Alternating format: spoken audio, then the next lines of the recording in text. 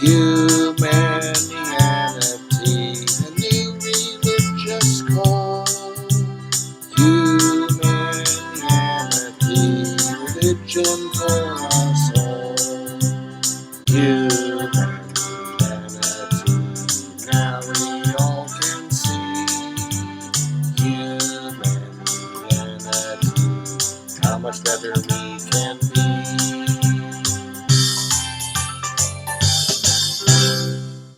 Hi, I'm Bill Van Fleet, and this is Humanianity Conversation number 32, recorded on November 27th, 2019. It is the third recorded conversation with Mark Brooks, who has had many spiritual experiences since 2003, resulting in much reading of theological, mystical, and scientific books, as well as the publishing of a now third edition of a book on the subject with the title Christianity from a Spiritual Perspective. We talked about our rather markedly different worldviews related to the concepts of spirituality and consciousness, neither of us having a very usual worldview. And we talked about some of the ethical issues related to those concepts.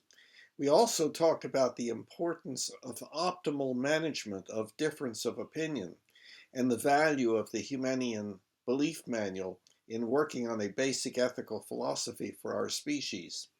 The poor sound quality is related to my having forgotten my earbuds. Hi, Mark. How are you doing? Good. How are you?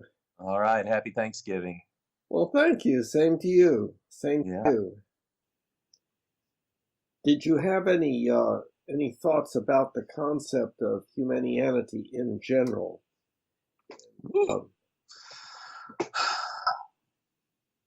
I'm looking at the belief manual over here on the right on my other screen. Well, and you and I have talked about this before. Is I like Humanianity because it promotes the development and maturation of humanity, and I'm looking at it from a spiritual perspective, and I think you're looking at it from a physical perspective. But we agree on the that part of it, and that's what I like. And you may want to clarify my comment, what I said, but I know we have some minor disagreements or differences of opinion. Let me put it that, not a disagreement, differences of opinion, but we both agree, in general that, whatever we can do to promote the development of and maturation of humanity and their mind and culture and stuff like that, and how we interact with each other, all the better. Yeah, that's I would put it a little bit differently, but we're talking, I think, about the same thing. Yeah. In other words, I think it's helpful to think in terms of existential beliefs and ethical beliefs. Existential beliefs being beliefs about what exists and how it works and stuff like that. And ethical beliefs being about what we should and should not do. And I think it's fairly apparent that we don't have a good basic ethical philosophy for our species if by good we mean promoting as little pain, suffering, disability, and early death as possible, and as much joy, contentment, and appreciation as possible. Yeah. And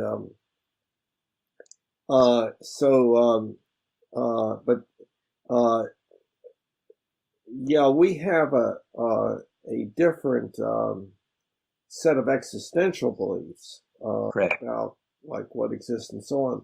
However, it's a little bit difficult to understand my concepts, because to say that it's naturalistic, I think implies certain things that would not be so about my set of beliefs, which I think can only really be clearly understood if somebody reads systematically and conscientiously Book 3 on the mind-body problem. Hmm. I think that it is.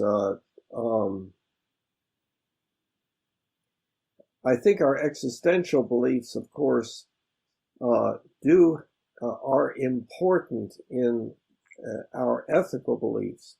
Hmm. For instance, if we believe that a God exists who is moody and wants some of us to go out and kill others of us, then that will have a substantially different ethical effect, what we Right. should and should not do, than if we believe that there is a God who is all loving and and wants us to have as good a life as possible. Uh-huh. And then, of course, many people do not have such beliefs about the existence of a God, nevertheless have experiences that they would categorize as spiritual. Yeah. And I think, what is it, 40% of people have had significant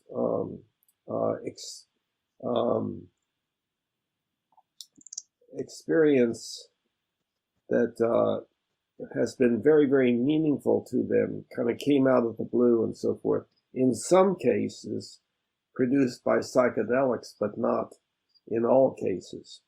And Hmm. there's a question as to whether that is a normal phenomenon, Hmm. though not experienced by everyone.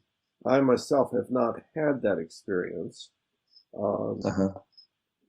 and of course, I'm not sure how I would interpret it Hmm.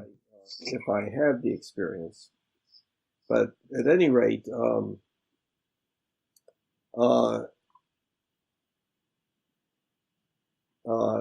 in the Mind Body Problem book, it would clarify how the natural sciences don't have anything to do with, quote, consciousness and choice and things of that sort. And Hmm. we really, if we don't have uh, beliefs in each other's consciousness and the Hmm. ability to make choices, then that produces a very strange and not very optimal way of life. And Hmm. so, uh, so uh, it it would not be real accurate to characterize me as just having a naturalist viewpoint. Hmm. But at any rate, that's a whole different topic. And okay, so well, did you have any thoughts about that? What I said? Well, my basic belief is more spiritual, and that we're spiritual beings, in a physical body. So it's more dualistic, and more. I don't know if you'd want to say traditionally dualistic um, than other people would believe. I don't know all the different philosophies and all the different types of consciousness descriptions and things, but I tend to think I'm more dualistic than in terms of our physical existence. I'm more dualistic, but I think as we go into a higher evolution of our consciousness, we become more non-dual. And that's part of the evolution of our consciousness, is to go from a duality in a physical existence to a non-duality in a spiritual existence. And that you may not hear from other people like Deepak Chopra and some other people. They talk about non-duality just straight away, and some people talk about duality straight away. But I don't know if there's many people that would talk about a continuum between duality and non-duality. With us being like at the lower end of our spiritual evolution and spiritual maturity down here in the physical world, where in the spiritual world we would be at higher levels of spiritual maturity or spiritual evolution. So, Can you clarify, because it's not at all clear in my mind, the issue of duality and non-duality? I it, my my thoughts as you were speaking was it has to do with uh, the duality, meaning two, uh, Mhm. uh, the it would refer to the mind and the body. That's correct. Yeah, and the recognition that uh, we have not been able to put them together in any particular way. Hmm. And so non-duality would be, uh, can you describe, you know more about that sort of thing than I do. Can you clarify it a little bit more, what that means? And my clarification may not be that great, but I would say that people who are non-dual would say that we're all one spiritually, even though we're in separate physical bodies, but we have share a common spirituality, a common spiritual existence, or we're all part of the one. And that's my understanding of it. I don't think that's the correct definition of it. You'll find that out on the internet with a lot more nuance than that. But I would say duality would be that, we're spiritual beings in a physical body, and I could even go down into splitting the physical body into two different types of an astral body and an etheric body, but I won't get into that. That would take us a half a day probably. But uh, I think our spiritual existence is more just a spiritual essence that is gradually matured over time. Okay, so do you think I'm correct in saying that when you're referring and when people are referring to spirituality, they're talking uh, essentially about consciousness? Hmm. And there's a disagreement over what consciousness really is, because some people believe that it's just chemical processes in your brain. It's the firing of different neurons that have been built up as neural networks based on our physical experiences, whether we were abused as a child or whether we've experienced ups and downs in life, and how that has affected us. And other people would say, we're spiritual beings who come down into our body, but we inherit the physical, um, animalistic traits, of humans who may have evolved from, lower level life with, you know, uh, uh, different drives, different instincts, and things like that. And part of the goal of human maturity is to become more virtuous and have your mind control your animalistic instincts. And that's where I think Humanianity comes in. Is Into ethics, yes. Yeah, ethics, morals, and virtues. Yeah. And I see it as part of a spiritual evolution, but it's part of the evolution of humanity.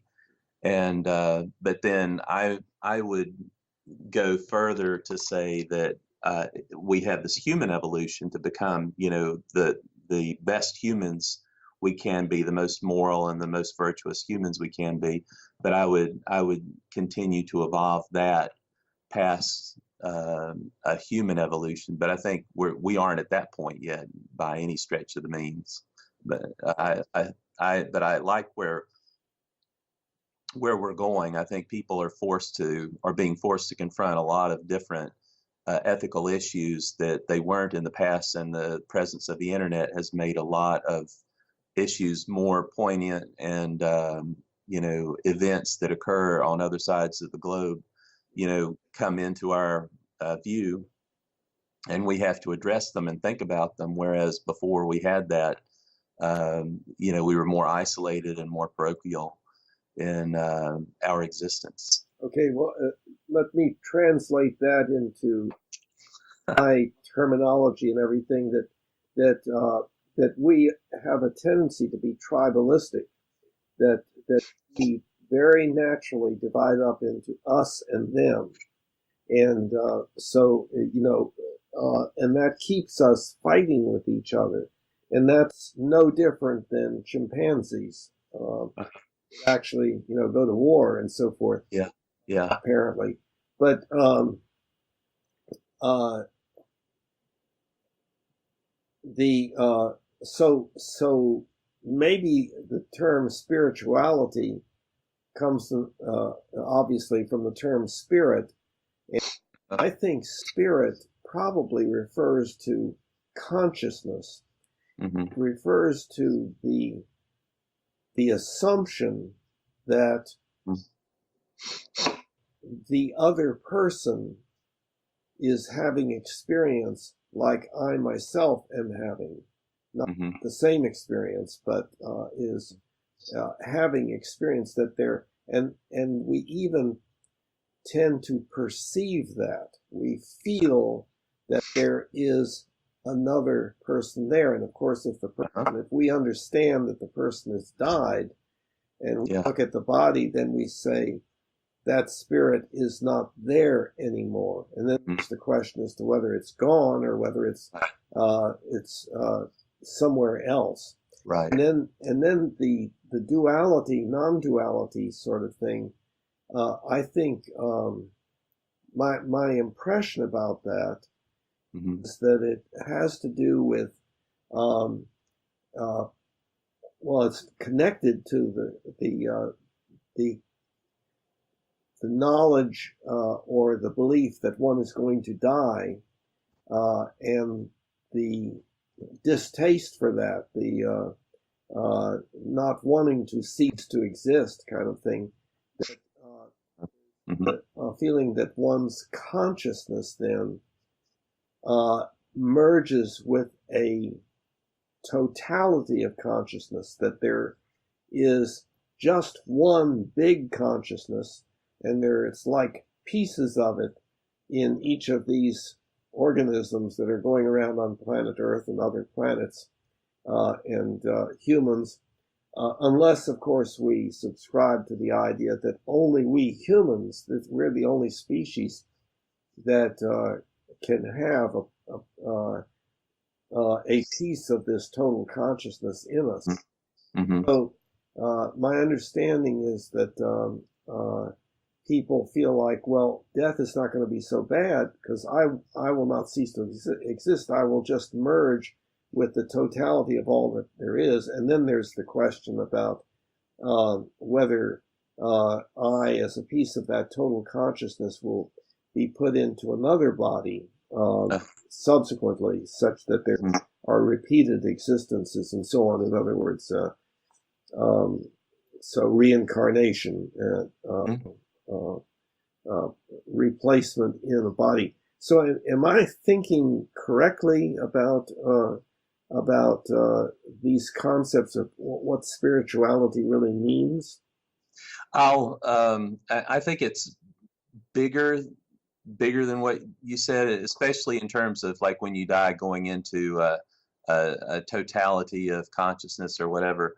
I think it's much more layered than that. In my reading and my understanding is that we would go into another level of existence. It would be another three-dimensional existence, but it would be in a less dense dimension.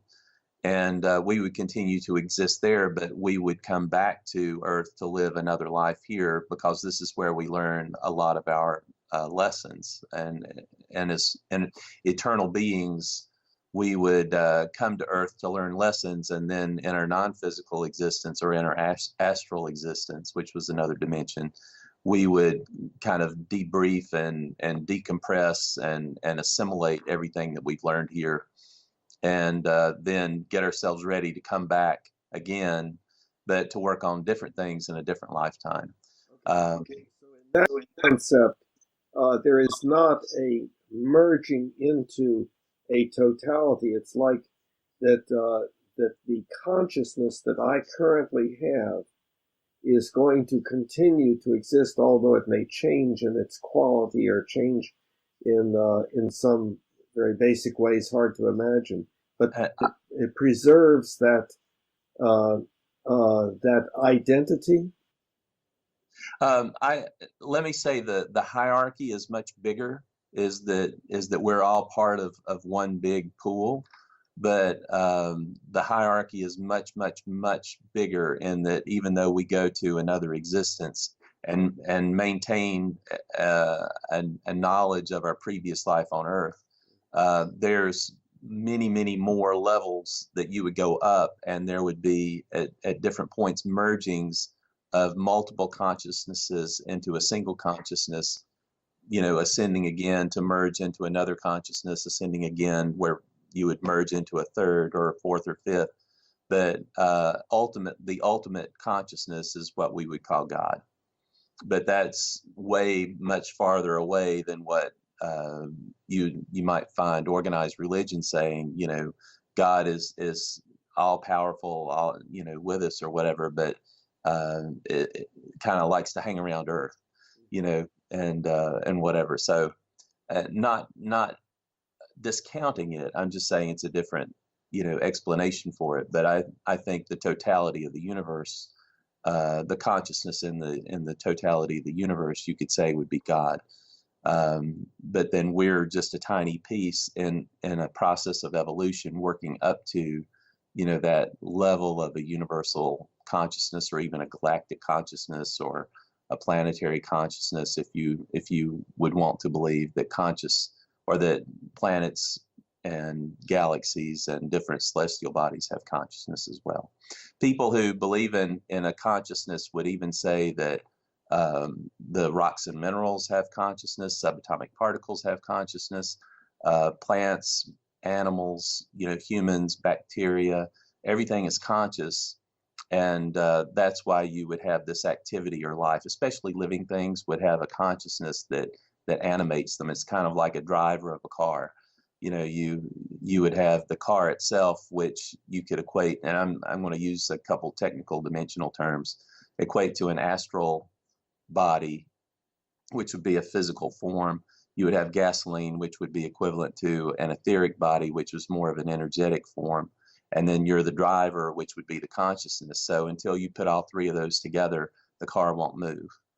But the consciousness is just one little spark that turns the key that gets the car going. But yet the car exists, and the gasoline in the car exists, but without the consciousness, it won't go. And in different dimensions, there would be bodies that we would inhabit. We could exist in multiple bodies in multiple dimensions at the same time, because we're all different pieces, smaller, more fractional pieces of the same consciousness that exists, going up higher. And that's a whole different dynamic, a whole different way of looking at it. And like I said, it's just, I present it as another way of thinking, just to generate ideas about what we believe, and not trying to say this is, the way it is or whatever. I like us to think and discuss and, talk about things, because I think it enriches everyone's life. Yes.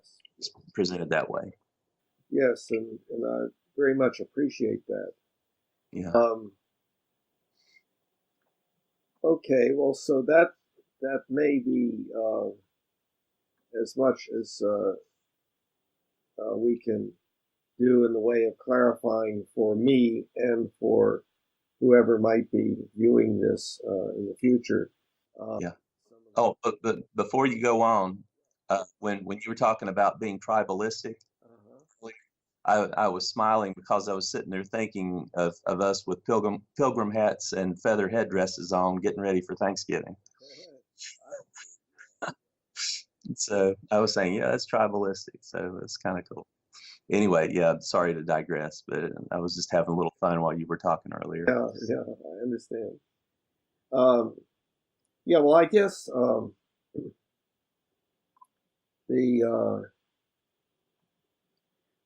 for viewers who might be uncertain about my orientation, it has been and still is, but it's more than this.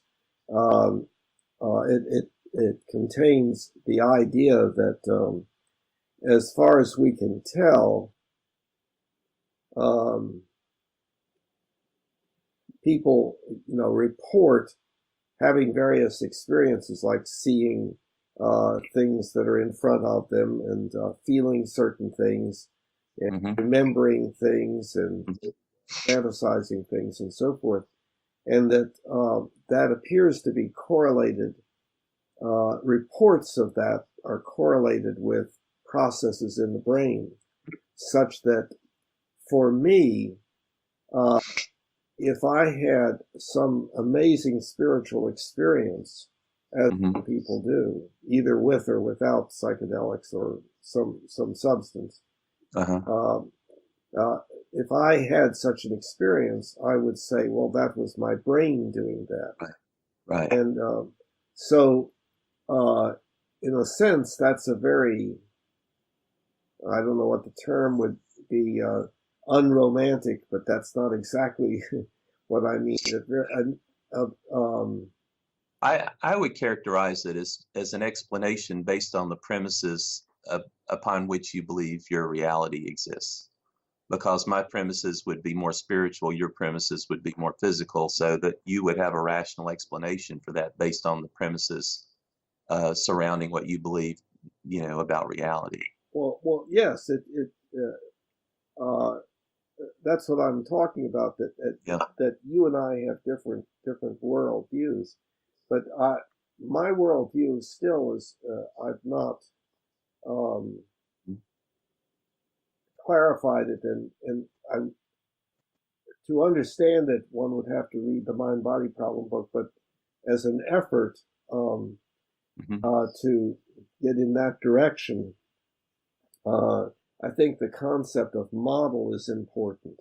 And Mm-hmm. it is that uh, by virtue of looking at one thing, one Mm-hmm. can predict Mm-hmm. things about something else. So if a rock settles in mud and the mud dries and the rock is removed, the surface of the mud is a model of the surface of the rock, and the surface of the rock is a model of the surface of the mud, and Right. so on. And so when you have a group of people looking at an object that is in front of them, the experience is different for each one because of perspective. Mm-hmm. That's one reason.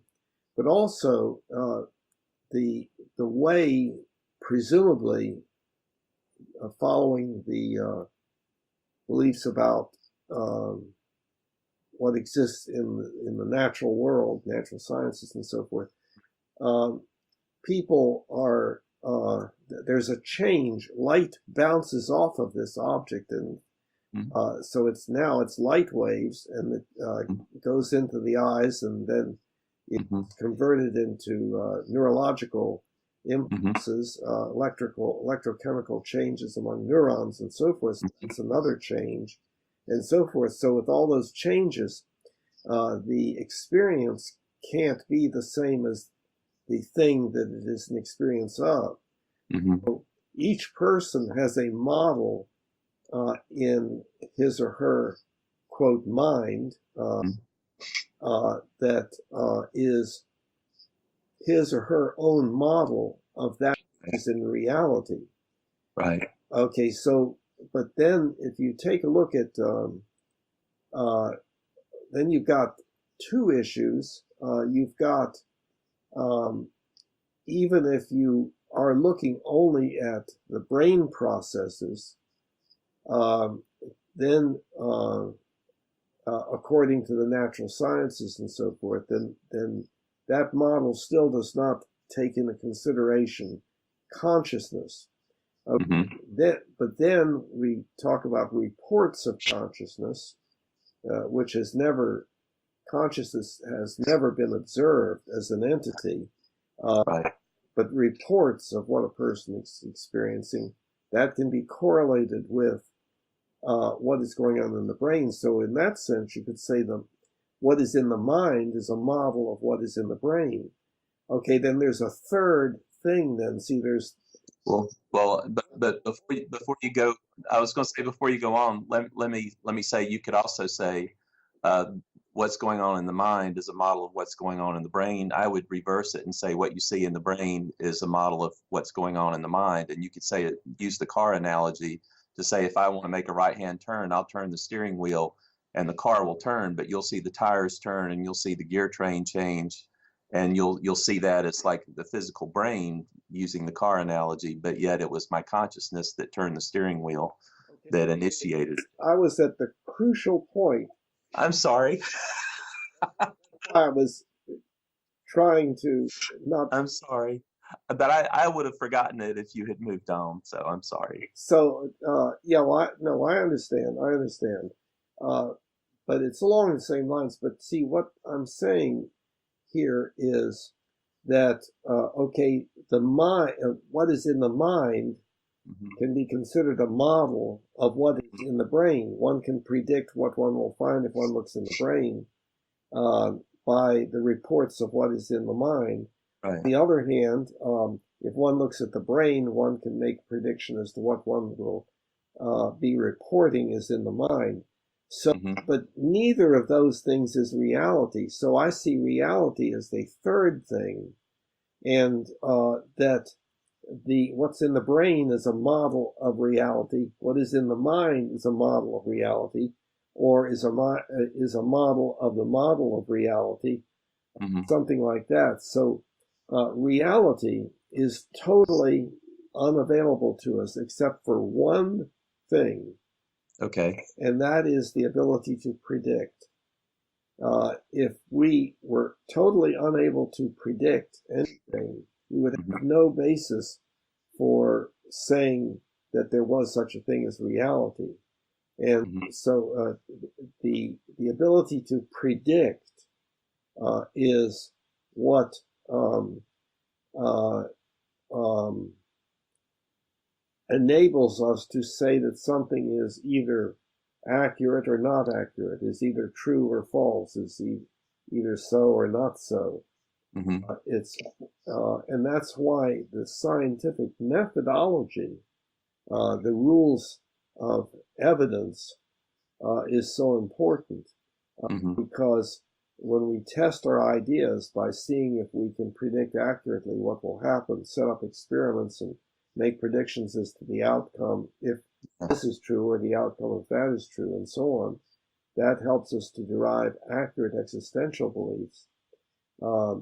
But again, we're just dealing with models, and so I call that the tripartite model of the totality, and that is that there's reality, and then there's this perception, conscious experiencing of reality, or beliefs about reality, which are correlated to presumably a complete extent, but that's not been demonstrated, with the activity in the brain. So that's a tripartite model.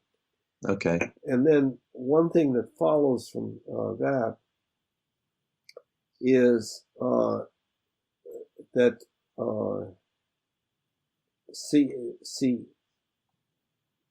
I believe it is a normal supernatural belief that I have consciousness. And that's because I can't observe consciousness. So I construct in my mind like an object, and say, well, everything in there is that book, that table, that wall, that person, and so forth, the total collection of them. But it's not, the total collection is not an entity that I can see, because I can't see anything on the other side of the boundary between that and that which it is and that which it is not. And so then I get into, we it is normal and natural to have supernatural beliefs, to believe that yes, indeed, I can make a choice, I can decide to do something, and that I have a mind, a consciousness, which can appear or disappear, or something of that sort.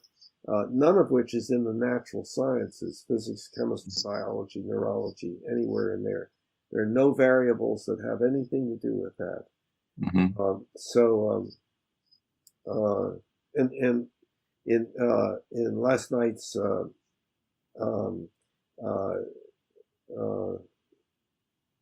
Charlotte Humanianity, Huh? one of the people there was saying, was disagreeing that consciousness was a supernatural concept. He said, it's just that we can't explain it yet, Right. but we will be able to. He was non-theistic humanist and so forth. We just can't explain it yet, but science will be able to. And I said, you can say exactly the same thing about God. Mm-hmm. And that kind of struck a note, I think, that indeed that is so, that if you give that answer Yeah. to consciousness and stuff like that, that is not yet included in the physical natural sciences, Mm-hmm. then you can include anything and so on. Yeah.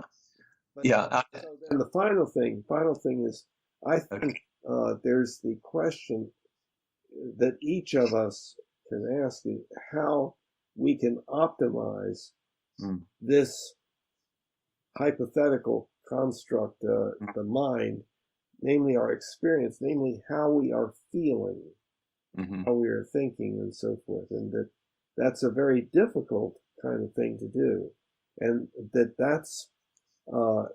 is very much involved in the issue of ethics. In other words, how should we try to make ourselves feel by what we believe and so on. So that's the kind of the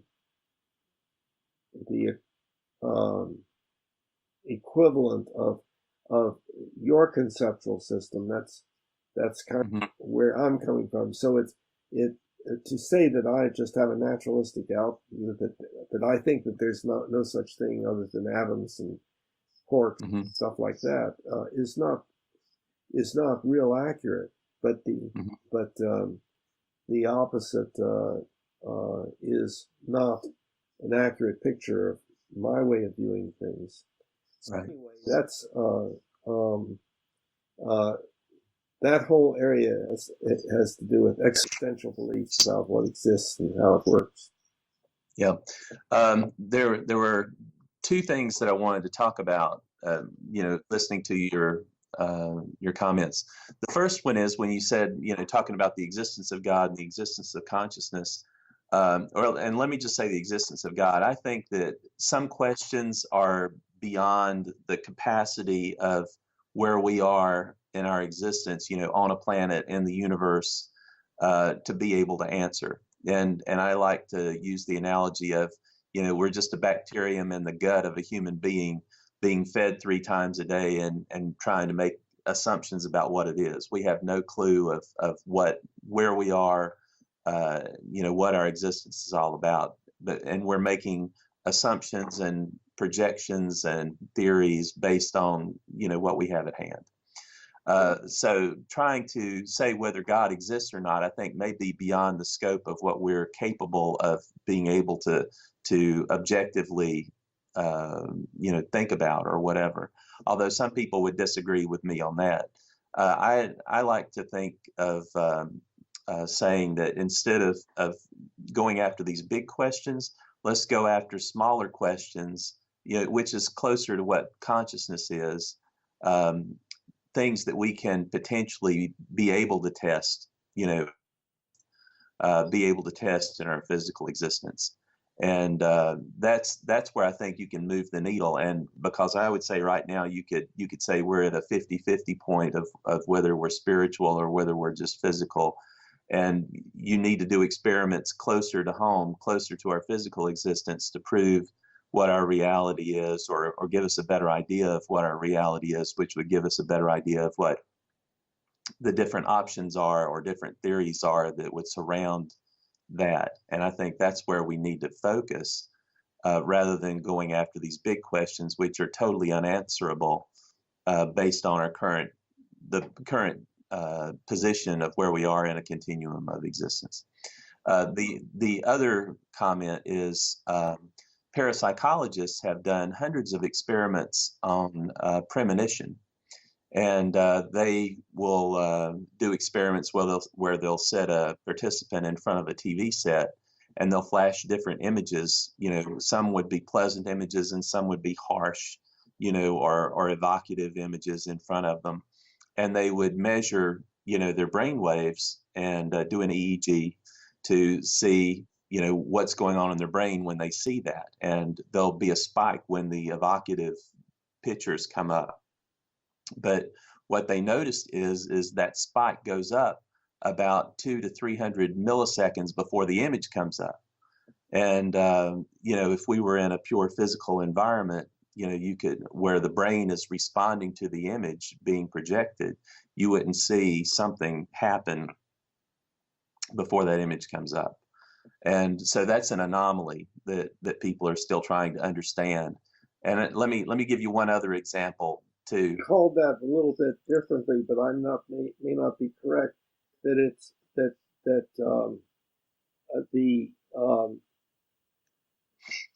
the spike in brain function occurs X milliseconds earlier than the person's conscious experience. That was what I thought, but maybe you're correct that that it's different, and that would be a substantial difference. That's interesting. There's another experiment that's been going on. It started at Princeton University. It was the Global Consciousness Project, where they took random number generators. And I actually have one here at the house, but I'm not part of that project. But it randomly generates ones and zeros. And they've placed them as a peripheral on computers all around the world. They have about 100, 150 of them at different points around the world. And they're just constantly going, generating ones and zeros, and recording them on the computers. And then the computers will send them to, a server where they're tabulated and correlated. And normally there's not much synchronization between, the different instances. And they call them eggs. There's not much synchronization between the eggs, but right before 9/11 occurred, the random number generators all around the world began to synchronize about 2 hours before the event occurred. And there was a very strong correlation in the synchronization of random number generators, which normally should be random, before that event. And that's something that people have really they've been dismissing it, but it's I think more because it's hard to explain given what people's worldview and reality and premises are. So there's some anomalies out there and I think there's always anomalies that sometimes indicate you have to refine theories or hypotheses and things, but there's some that may indicate there's something at a deeper level that may need to be refined or modified in order to accommodate these things. But those are some things that I would think of to say, it is in our the senses in our body, informing our brain is not necessarily, it's our consciousness, and they call it non-local consciousness, is that it's not part of our physical body. Is actually driving the brain, which is driving the body. And I can go into some other, details of that. There were some arguments against that, is that if you have energy for consciousness, there's the second law of thermodynamics, conservation of matter and energy, that says that you can't add or subtract energy or matter from this physical environment. So if you say we have a non-local consciousness, then that's energy that's expended, and then when you die, that energy goes away. Well, where does it go away if you can't lose energy in a closed system? And so that's been an argument that skeptics have raised for a number of years, to argue against a non-local consciousness. But if you my immediate reaction to that is, it is, to me, it is, quote, obvious that people take words from the natural sciences and apply them elsewhere as metaphors. So when people, and the biggest one probably of all, or at least close to the biggest, is energy. And so people equate this non-observable thing called consciousness to energy, or maybe they refer to it as a perceived eagerness to do something, or fatigue, or something like that. And of course, the natural scientist does not mean anything like that in the use of the word energy. As far as I can tell, it's an intervening variable that exists in equations correlating one thing with another, and but that's a whole other area. But then, leaving all of that aside, kind of a final thing for me currently is that these concepts are kind of like artwork, and that each of us really can construct our worldview, let's say, instead of consciousness, or our experience. We can have some effect on our experience and make it better or worse. Or in other words, we can, by thinking in certain ways, make ourselves feel differently. And I was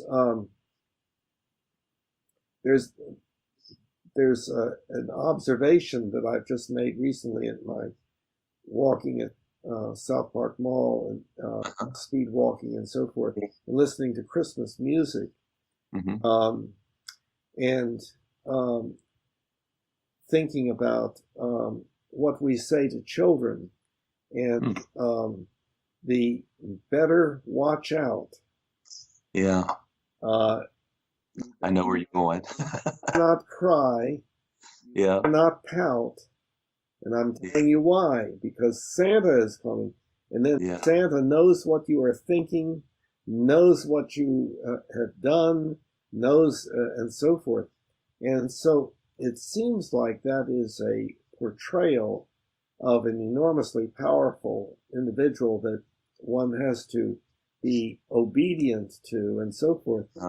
Of course, that sounds like a childhood version of God, right? For many people. Right. Now, we don't have to put a spoiler alert on this video. You aren't going to tell any secrets, are you? Oh, no. But that's an interesting insight, too. And you could say it's also, you could see other examples of controlling people by fear. Yeah. And that's something that's been used for centuries, is to control groups of people by fear. And if you wanted to go into some of the different religions, some of the religions have tried to say you should be controlling people by love and not by fear. And that's one of the big differences between an older, more violent type of civilization and a more moderate, virtuous type civilization, is how they govern people. I have a third view about that. I Okay. believe that both of those have always been with us. We are a dominance hierarchy species, that we are highly sensitive to whether we're being looked up to or looked down upon, and we have a tendency to look up to some people and down upon others, and have this organizational hierarchy based upon power, based upon scariness, and so forth. But we also have built into us mutual grooming, and cooperative behavior, and so forth. We have both of those tendencies built into us as hominids, and that what we humans can do now, because we've developed our symbolic language and our science and technology, we can say, look, if we ethically inhibit the things that cause suffering, Mm-hmm. pain, suffering, disability, and early death, we can have a much better life on this planet than anything that we've ever experienced so far. Mm-hmm.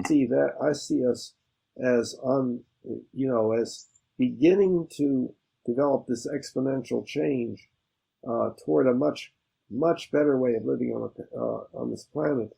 But Right. we could easily next month ruin the whole thing with a Mm-hmm. nuclear rain and so on. Yeah. So, So when you said we have a dominance hierarchy, uh-huh. it was reminding me there's something that I'm toying in my mind right now, or toying with in my mind, trying to see how it plays against things that I've written and things that I've um, been trying to figure out. And if you assume a non-local consciousness model, or that everything is conscious, and that we're constantly evolving, um, and running out this whole concept of how we would govern by love, that God loves us, God loves everybody, things like that. How could that happen? And one of the things I've thought about, and I'm still toying with, so don't hold me to it. But in terms of a dominance hierarchy, if I have a consciousness that's controlling my entire body, but yet everything in my body is like a community of consciousness, down to the organs, down to the cells, down to the matter within the cells. So you have this huge kind of pyramid, that would contain billions, if not trillions, of consciousnesses. Then if you think at some ultimate point, if my body consciousness became a quote unquote God, then all the consciousness within my body would be the pieces of the consciousness that would be evolving. So where if I evolved into God, the consciousness in my cells may be on Earth, and evolving and maturing. And so I would naturally love the consciousness that was in my body, while I was on Earth. And as I was rising up through, or ascending through, the different levels of conscious maturity, or spiritual maturity, those lower levels would be coming up and would become consciousness in plants, and consciousness in animals, and then consciousness in individual humans. But you could see that even kind of loop around to where, when my consciousness came back down to the bottom to start all over again, that same consciousness would follow me, and we would just have this eternal loop. And I may have mentioned the iteration in the eternity of our existence before, and that would be one way to explain eternity. And then the consciousness of everyone here on the planet, the commonality of a single consciousness. But that's been going through my mind, still playing with it. And the way I would kind of equate that on the different ascension levels is it would have to deal with not only the different dimensions, but scale order of magnitudes. So you would have a subatomic, a bacterial, a physical existence, then a planetary existence, solar system, galactic, universal, or whatever. But it would be different scale orders of magnitude, where you would advance, as well as through different dimensions you would advance. And I'm toying with that idea as a way to explain consciousness and God. Yeah, and my current way of looking at all of that is that all of us engage in this artistic creation of understanding, or a worldview, artistic worldview, and that uh, the ethical aspect comes in with what does it result in as far as how we feel, and how we make other people feel, and how much good we cause versus bad. Mm-hmm. Um, by our decisions and so forth. And again, decisions, the idea that we make decisions is a part of this artistic creation also, supernatural kind of thing. Or in the mind-body problem book would have to do with the subjective model as opposed to the objective model and so on. But at any rate, I see us both as grappling with how to live this life and feel as good as possible about it, and so on. And I would like to make more progress within myself on that than I have currently, but I continue to work on it. Yeah, and let me add one other thing too, and talking about from a religious standpoint and a spiritual standpoint is that all the scriptures that you would say are available in the world religions, and I'm focusing on Christianity in my book, but all the scriptures that are there give us all the information to get us through this point in our spiritual evolution. It could be in our maturation of humanity. And that's all we need to focus on. You know, I've talked about all this stuff about eternal existence and all these things, but, and I may have made this point before, is that all we have to focus on is just where we are now, living the best life that we can now, and trying to learn as much as we can, and loving other people as much as we can, learning how to get along with other people as much as we can. And that should be the focus of our lives, and not. You broke up. Can you say it again? Okay. It was just basically that the scriptures that are available in the world religions today give us all the information that we need to know in order to evolve through this part of our existence. So in becoming the best that we can in terms of humanity, the most virtuous, moral, and ethical that we can, and following the principles that you're laying out in Humanianity. The scriptures give us all the information we need to know now, and we don't need to concern ourselves about reincarnation, about eternal life, or about does God exist or not. We need to focus on developing our moral, ethical behavior, learning humility, and my words are humility, selfless love for others, perseverance, and moral courage. We need to embody those, and as human beings. Courage. Huh? What is moral courage? Moral courage is your ability to stand up for what you believe in the midst of a plurality of differences of opinion. If you and I couch this in terms of your care or concern or love for a specific individual, or their beliefs, their preferences, or whatever. Your love for that individual, evolve through that. You evolve a perseverance in sticking by them, but that eventually becomes a moral courage when you become concerned about the lives of other people. And that's what I think is our ultimate goal in our human existence, is the development of humility, selfless love, perseverance, leading to moral courage, which is an integration of those three. Okay. Yeah, and you're speaking of religious literature. I find that I have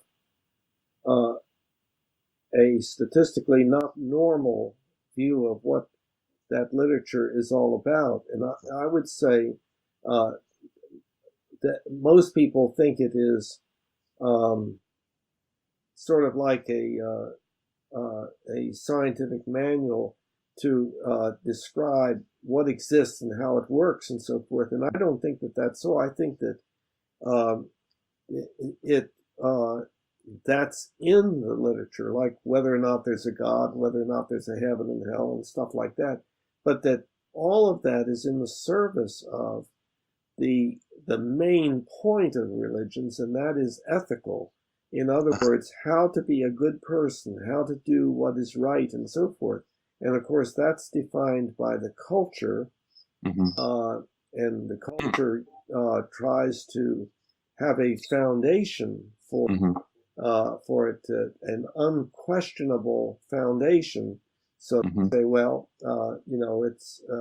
it's whatever God wants, Yeah. and of course that is a naturally occurring authoritarian ethics, which, however, keeps us divided among Yeah. each other tribalistically, Yeah. and that humanity is this awareness that we can develop a social contract, Mm-hmm. all of us, for all of us.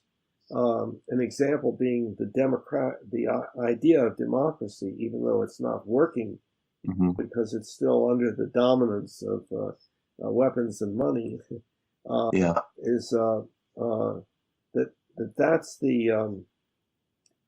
anyway, that's the purpose of that material, which we can look at as our diary, and we can look back then and see how we thought 2 or 3,000 years ago, and how we're thinking differently now, and Mm-hmm. therefore how we may think differently in the near or far future, and Mm-hmm. it adds perspective to our lives. Mm-hmm. That's not the way many people look at it. Yeah, and I tend to have a different view of religious scripture too, and I'll focus on the Jewish, Hebrew, and Christian Greek Bibles. Is that I think they're here for our spiritual evolution. Is to teach us the things we need to know to evolve our spirit through the physical existence on Earth. And What we should believe, need to know, should believe. well, evolving the moral, ethical, and virtuous beliefs, uh, and things to evolve us past an animalistic behavior to a more humanistic behavior. But I would take that farther and say that a lot of the events that people say are miraculous events recorded in the Bible, they're paranormal, they're metaphysical. And I see that as the spiritual evolution of humanity, is that we'll be evolving into more of a spiritual state. But as spiritual beings, the things that we see or describe as paranormal events or whatever are really spiritual events. That's how spiritual beings communicate, travel, and manipulate objects. So when you see psychokinesis or telepathy or mediumship or whatever, that's all things that everyone in humanity, every human has, and that they're evolving into. And you could say it's not magic; it's more like Dorothy's ruby slippers and the Wizard of Oz. Is that we all have it? We've had it all along. We just don't know how to use it. And that's the evolution after we evolve the virtues, ethics, and morals to where it'll be safe for us to learn these things. Because if you learned those things and you didn't have that, you could destroy the whole planet and everybody on it. If you were trying to play with things that could have a broad reaching impact. So again, back to what we should and should not do. What we should and shouldn't do. But I'll come back to humanity and say that it's crucial for humanity to evolve it's from an animalistic instinctual behavior to a virtuous, moral, and ethical behavior. To think more about our impact of our actions on other people and on other societies and groups of people. That's essential to us in our evolution, our spiritual evolution. But it's something that we need to learn now, and that we have been learning. That we're still in our early adolescence and wrestling with all these things. I say we're still toddlers. You have us in adolescence. I say no. We're I with regard to this movement away from authoritarian ethics, the ethics of obedience to the most powerful, toward the social contract, yeah where we all work together to develop a way of life for all of us that yeah works for all of us, not superimposed upon us by whoever or whatever is most powerful, yeah by all of us working together. that's the new idea that is emerging. It's always been there probably between two individual chimpanzees say, well, we won't fight with each other and we'll mutually groom each other and we'll do stuff together, cooperate and so forth, and that'll make a better life. But as soon as you get a number of them together, it is normal for that dominance hierarchy to exist. And also, even between two individuals, there can be a struggle for dominance. Who is going to look up to whom? Who's going to submit to whom? And so forth. What decision making be? And that still occurs in all relationships, marriages, and so on. But this movement away from authoritarian ethics, the inhibition of that basic tendency within us, and the promotion of another basic tendency within us to be mutually cooperative and mutually pleasure-giving and so forth. That to develop the ethics that not authoritarian but is of that nature is happening, has been happening for a long time and is happening, but is still very early in its development. And that's what I am labeling Humanianity. Yeah, and I would phrase it a little bit differently. What you said is that I think it's a struggle between selfish behavior. Wait, you broke. I'll say it again. Okay. I'll say it's the difference between self-centered behavior and other-centered behavior is to be more communal than competitive. And I also think that's the essence of what religion teaches is the difference between good and evil, is that when you're focused on other people and on being of service to others and helpful to others, that's what's characterized as good, but what's characterized as selfish is often characterized as being evil in religious literature. Yes, yeah. Well, I agree that we've always had to some extent this awareness that our tendency to struggle for dominance and to believe in punishment and revenge and anger and fighting and tribalism and so forth, even though it's built into us, is not does not produce a good quality life. And that we ethically, if we inhibit all of that stuff and promote the other, the cooperative, the mutual pleasuring, mutual cooperation and affection and bonding and stuff like that, that if we do that, the more we do that, the better life we will have on this planet. But we're so strongly tribalistic, and so that's what's happening. I mean, you just take a look at all of politics. That's it's who can get an advantage on whom, and And I like to see it as I don't know if it would be the proper characterization to say that we're going through the 5 stages of grief as we're evolving, to where it's anger and hostility and whatever and bargaining before we come to acceptance or whatever. That when you see the rise of all these negative things that are happening around us, you can say it's just the impact of a growing social change that's taking place to where people are strongly resisting it, but at some point that's going to die down and you'll see the emergence of something, completely different. Well, I think we are increasingly talking about how our ways of doing things are not optimal, and we have this new and better way that is the social contract as opposed to obedience being the foundation for our ethics. So I think we're talking about the same thing with a little bit different emphasis and different terminology. Yeah. And I also like to say, as long as we value our relationship with each other, over our disagreements, that in the end will, keep us safe in whatever struggles we're going through to try and be able to live together and work together and interact with each other. Yeah, because one of the manifestations of our tribalism is the requirement as an act of loyalty to our group Mm-hmm. to have the same beliefs as the other Mm-hmm. people in the group. Right. And that's and being able to say, okay, difference of opinion is not a reason for anger and efforts to dominate or exclude or kill or whatever. Yeah. That this openness to the exchange of ideas is very good. Yeah.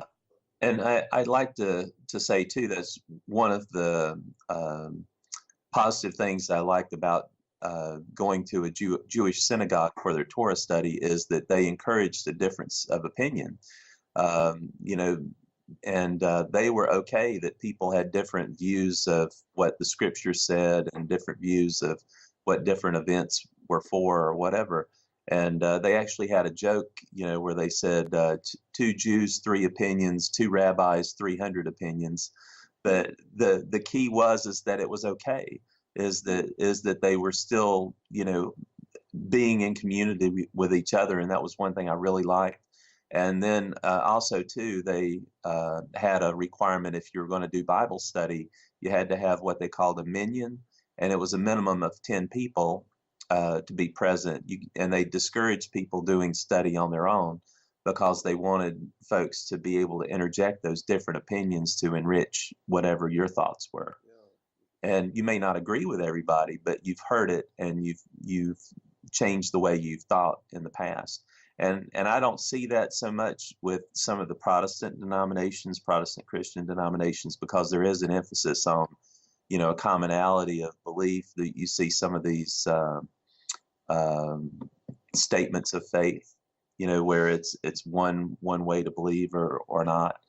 And I think that, you know, religion should be much bigger and broader than that, because if you hold somebody to a certain view of things, I think you limit them in terms of their own spiritual growth, because everyone's at different points along a continuum.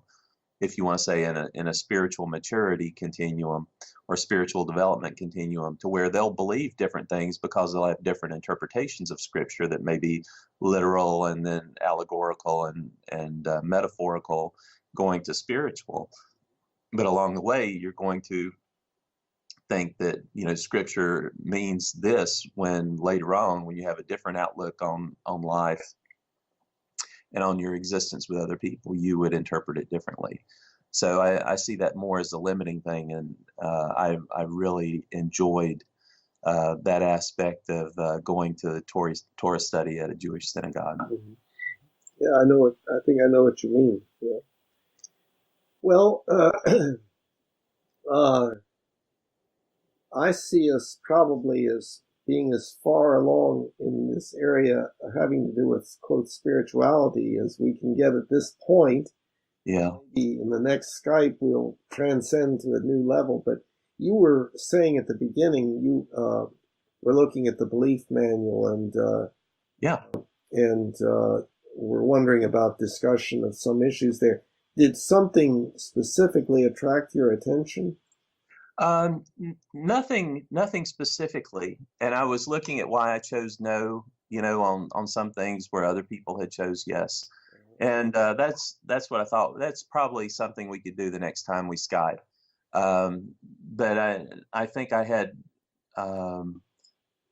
not really issues with what was said, but with issues about the broadness or the lack of broadness of the way the statement was worded.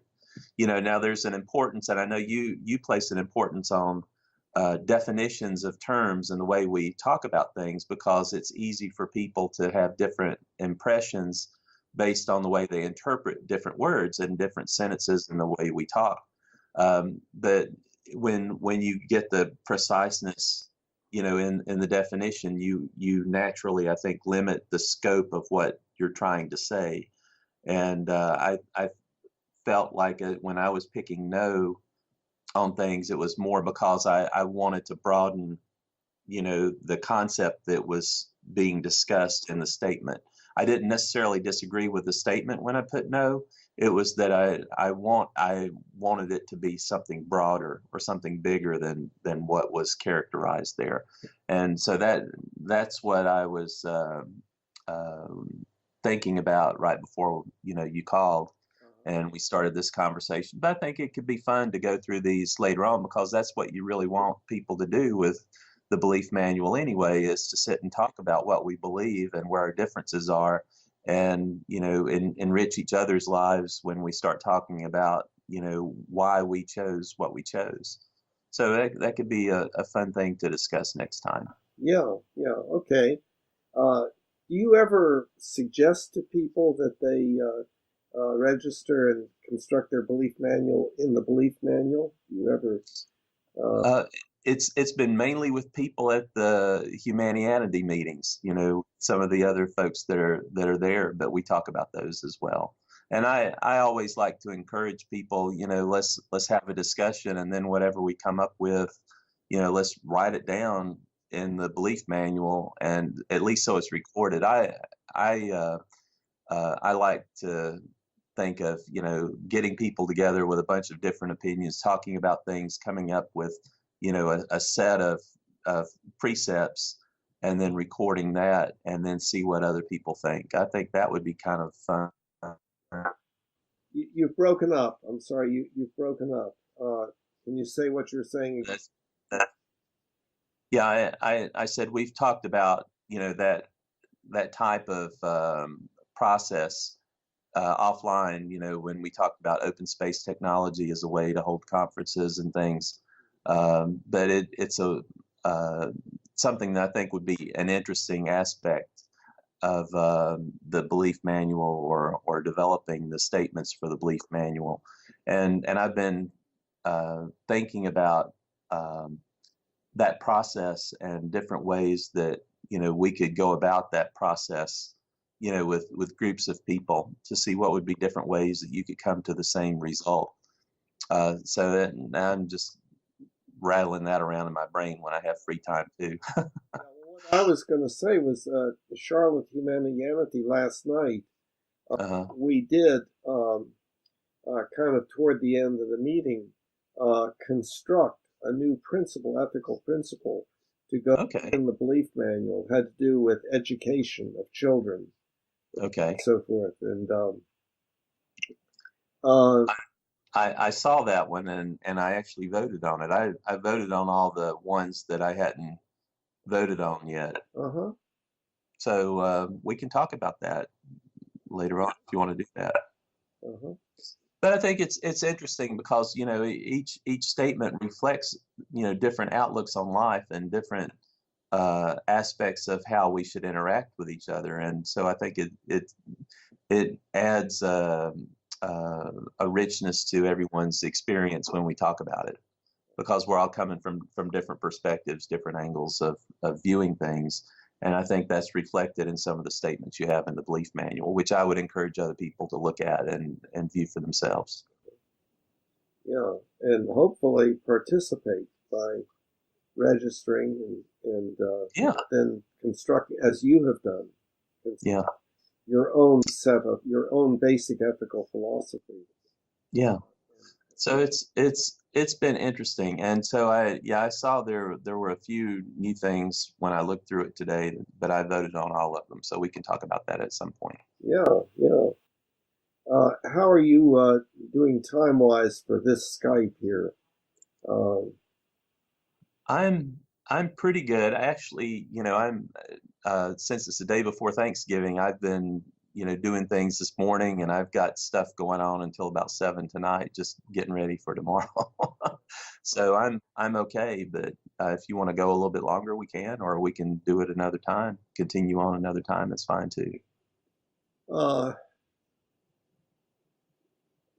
I'll leave that up. I'll leave that up to you, because you're having more to do than I am. Okay. Why don't we do another Skype before Christmas? Okay. So why don't we do that? Okay. so we can bring this one to a close. Yeah, that'll be fun. And I'll see you next week probably. Yeah, at Charlotte Humanianity. Yeah, there we go. Hey, well, you take care and have good Thanksgiving. Yeah, happy Thanksgiving to you too, Bill. Take care. Take care. Bye-bye. Bye-bye. Humanity, now we all can see. Humanity, how much better we can be.